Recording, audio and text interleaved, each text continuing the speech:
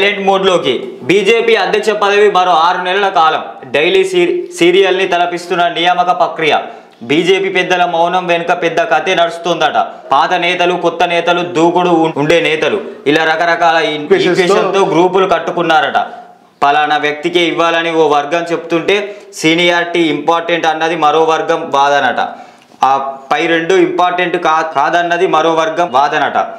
డైనామాలో ఎటు తేల్చుకోలేకపోతున్న ఢిల్లీ పెద్దలు. మొత్తం మీద ఉగాది తర్వాత బీజేపీ రాష్ట్ర అధ్యక్ష పదవి కన్ఫర్మ్ అవుతుంది, ఎవరికొకరికి బీజేపీ రాష్ట్ర అధ్యక్షుడు వస్తుంది అనుకున్నారు. కానీ ఇంకో 6 నెలలు పొడిగించే ప్రయత్నం చేస్తున్నారట. ఎందుకు మరి? తెలంగాణలో బీజేపీ జూనియర్ వర్సెస్ సీనియర్లు ఎవరు? ఫస్ట్ కాంచెలి పార్టీలో ఉంటున్న వాళ్ళంతా సీనియర్లు.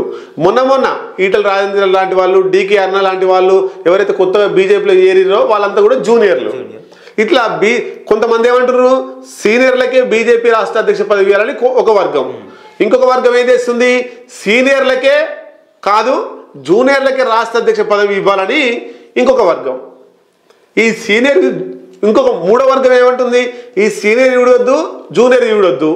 రాష్ట్రాన్ని తెలంగాణ రాష్ట్రంలో బీజేపీ పార్టీని అధికారం తీసుకొచ్చేటువంటి శక్తి సామర్థ్యాలు ఉన్నటువంటి జూనియర్ అయినా సీనియర్ అయినా ఆ నాయకుడికే బీజేపీ రాష్ట్ర అధ్యక్షుడు ఇవ్వాలని ఇంకో వాదం. అంటే మూడు వర్గాలుగా బీజేపీ తెలంగాణలో చీలిపోయింది కాబట్టి ఇప్పటికిప్పుడు తేల్చలేము, దాన్ని ఇంకొక 6 నెలలు వాయిదా వేస్తారు. అప్పటి వరకు ఎలక్షన్లు వస్తాయి, అవి ఉన్నదంతా కొట్టుకపోతుంది. మళ్ళీ ఎలక్షన్ల దాకా ఉత్సాహం లేకుండా కార్యకర్తలు పనిచేసేటువంటి అవకాశం ఉంటుంది.